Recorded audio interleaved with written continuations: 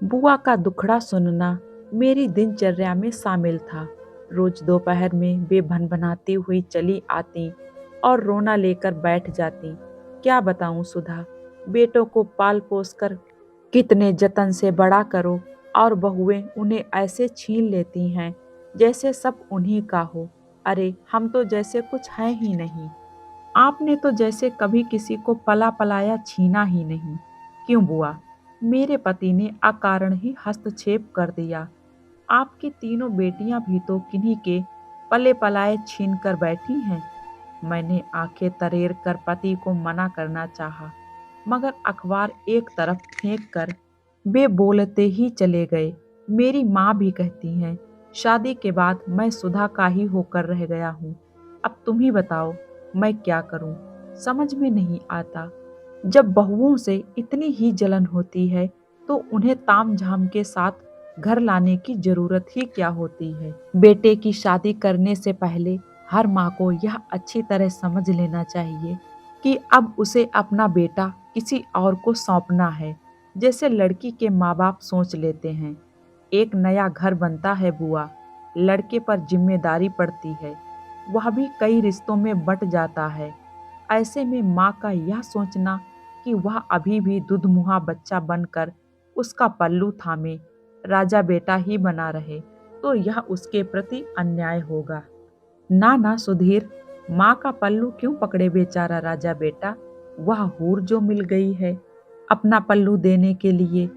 बुआ ने हाथ झटक दिया। मैं विषय उलझाना नहीं चाहती थी, पर लाख इशारों के बाद भी पति मान नहीं रहे थे। वे बोले, हूर लाता कौन है? तुम ही तो ठोंक बजाकर सैकड़ों लड़कियां देखकर अपनी बहू लाई थी। फिर रोज रोज बहू का रोना लेकर क्यों बैठ जाती हो? उसे आए 2 महीने ही तो हुए हैं, नई नई शादी हुई है। तुम्हें तो बहू को लाड़ प्यार से अपने काबू में रखना चाहिए। कभी तुम भी तो किसी की बहू बनी थी। लाड़ प्यार करे मेरी जूती, मैं पीछे पीछे घूमने वालों में से नहीं हूँ। देख सुधीर, मुझे विशु का उसकी ससुराल वालों से ज्यादा मेल जोल पसंद नहीं है। 3 दिन से उसका छोटा भाई आया हुआ है, बाहर पढ़ता है ना, इसीलिए छुट्टियों में बहन के घर चला आया। तो क्या हुआ? तुम भी तो 3 3 महीने अपनी बेटियों के घर रह के आती हो। वह तो फिर उसका छोटा भाई है। वाह वाह, मैं तो इलाज कराने ही सही, लेकिन दामाद ने तो भरपूर सेवा की। तुम स्वयं ही तो सुनाती रही हो।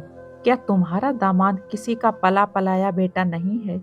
तब तो तुम्हारी समधिन भी तुम्हारी तरह ही चीखती चिल्लाती होंगी। सुधीर, बुआ का चेहरा फक पड़ गया। उनका चेहरा देखकर मुझे घबराहट होने लगी। मैं भी बुआ की बातों को काटती नहीं थी। हमेशा यही सोचती, क्यों बड़ी बूढ़ी औरत का मन दुखाऊं। 2 घड़ी मन हल्का करके भला वो मेरा क्या ले जाती हैं। परंतु पति का उन्हें आईना दिखा देना मुझे अनावश्यक सा लगा। मेरे पति आगे बोले, अपनी बेटी पराए घर में जाकर चाहे जो नाच नचाए, परंतु बहू का ऊंची आवाज में बात करना भी तुम्हें खलता है। अच्छा बुआ, घर में सुख शांति रखने का एक गुरु मंत्र लोगी, मैं बताऊं? बोलो बुआ, बताऊं? बुआ कुछ ना बोली, बस इन्हें गुस्से से घूरती रही। पति बातें करते रहे, परंतु बुआ चली गई। मुझे अच्छा नहीं लगा, मगर प्रत्यक्ष में मैं मौन ही रही। समय ने अतीत को पीछे ढकेल दिया, परंतु एक घाव सदा मेरे मानस पटल पर हरा रहा।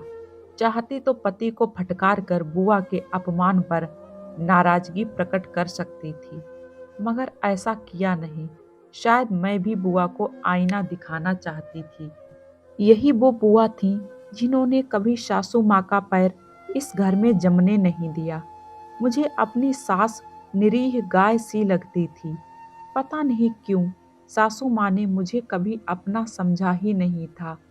बुआ के सामने चुप रहने वाली सासू माँ मेरे सामने शेरनी सी बन जाती थीं। शायद अपने साथ हुए अन्याय का प्रतिकार सासू माँ मेरे से लेना चाहती थी। मुझसे मन की बात कभी ना करती और जरा जरा सी बात मेरे पति के कानों में जाकर डाल देती, जिसका प्रभाव हमारी गृहस्थी पर पड़ता। हम आपस में लड़ते झगड़ते रहते, जिसकी कोई वजह हमारे पास होती ही नहीं थी। एक शाम मायके से मेरे भाई की सगाई का पत्र आया तो मैं खुशी खुशी अम्मा को सुनाने दौड़ी, पर मेरी प्रसन्नता पर कुठाराघात हो गया। वे गुस्से से बोली, बस बस, हमारे घर में मायके की ज्यादा चर्चा करने का रिवाज नहीं है। मैं अवाक रह गई और पति के सामने रो पड़ी। इस घर में ब्याह दी गई, इसका अर्थ यह तो नहीं कि मेरा मायका समाप्त ही हो गया। उस दिन पहली बार पति को माँ पर क्रोध आया था। मेरे मन में अम्मा के लिए संजोया सम्मान धीरे धीरे समाप्त होने लगा। यह सत्य है, अम्मा ने जो कुछ अपनी ससुराल से पाया था वही मुझे लौटा रही थी, मगर क्या ये न्याय संगत था? तब इन्होंने अम्मा से कहा था, तुम्हें इस तरह नहीं करना चाहिए अम्मा। तुम बबूल का पेड़ बोकर आम के फल की उम्मीद कैसे कर सकती हो? अगर बिना वजह के सुधा का मन दुखाओगी तो घर में सुख शांति कैसे रहेगी? इज्जत चाहती हो तो इज्जत देना भी सीखो। उसकी खुशी में भी तो हमें खुश होना चाहिए।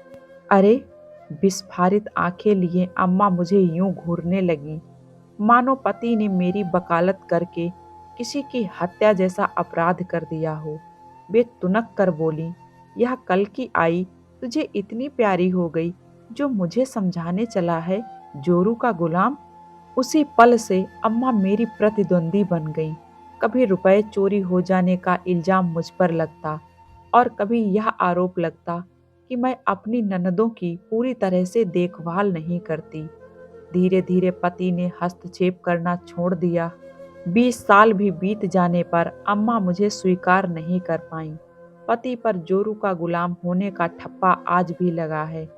अम्मा और मैं नदी के दो किनारे की तरह जीते हैं। मैं हैरान थी, मेरी ननदों के घर में अम्मा का पूरा दखल है, मगर मेरे मायके से किसी का आना भी उन्हें पसंद नहीं। अम्मा, जो स्वयं बुआ और अपनी सास के दुर्व्यवहार से आजीवन अपमानित होती रही, क्यों मेरे मन की पीड़ा समझ नहीं पाई? मैं उनके बेटे की पत्नी हूँ, उनकी प्रतिद्वंदी नहीं। बुआ तो चली गई, मगर अपने पीछे कड़वाहट का गहरा धुआं छोड़ गई थी। पति बुरी तरह झल्ला रहे थे। पता नहीं प्रकृति ने स्त्री को ऐसा क्यों बनाया है। 10-10 पुरुष एक साथ रह लेते हैं, लेकिन दो औरतें जब भी साथ रहेंगी, अधिकारों को लेकर लड़ती रहेंगी। विशेषकर अपना बेटा बहू के साथ बांटने में औरत को बड़ी तकलीफ होती है। हर घर में तो ऐसा नहीं होता। मैंने उन्हें टोका। हाँ, सच कहती हो, 10% ही घर ऐसे होंगे जहाँ सास बहू में तालमेल होता होगा, वरना 90% लोग ऐसे ही हैं जिनमें अमन चैन नहीं है। सास अच्छी तो बहू नक चढ़ी, और कहीं बहू सेवा करने वाली हो तो सास मेरी माँ और बुआ जैसी। सत्य तो यह है कि झगड़ा होता ही नहीं, सिर्फ उसे पैदा किया जाता है। भाई, सीधी सी बात है, बेटा काबू में रखना हो तो बहू को बस में करो, उसे प्रेम करो। वह बस में रहेगी तो बेटा भी पीछे पीछे खिंचा चला आएगा। और पति को बस में करना हो तो बहू को सास को बस में करना चाहिए, ताकि बेटा बहू के बस में रहे। मेरी इस बात पर पति जी हंस पड़े। नहीं, ऐसा नहीं। बहू बाहर से आती है, उसे विश्वास में लेना बहुत ज्यादा जरूरी होता है। बेटा तो अपना ही होता है, उससे इतना प्यार बढ़ाने की भला क्या जरूरत होती है?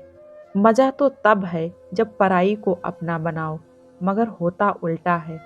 शादी करके सास अक्सर असुरक्षा से घिर जाती है, बेटे पर हाथ कसने लगती है, और बस यहीं से झगड़ा शुरू हो जाता है।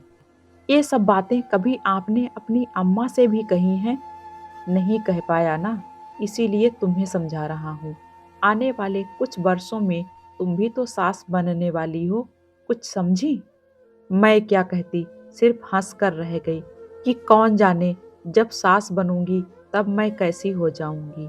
कहीं मैं भी अपनी बहू को वही सब ना परोसने लगूं जो मुझे मिलता जा रहा था। दोस्तों, मैं उम्मीद करूंगी कि ये कहानी आप लोगों को पसंद आएगी। पसंद आए तो प्लीज़ वीडियो को लाइक कर दें। और हाँ, जो लोग मेरे चैनल पे नए हैं सब्सक्राइब करना बिल्कुल ना भूलें। मिलते हैं एक और नई कहानी के साथ में। Thank you.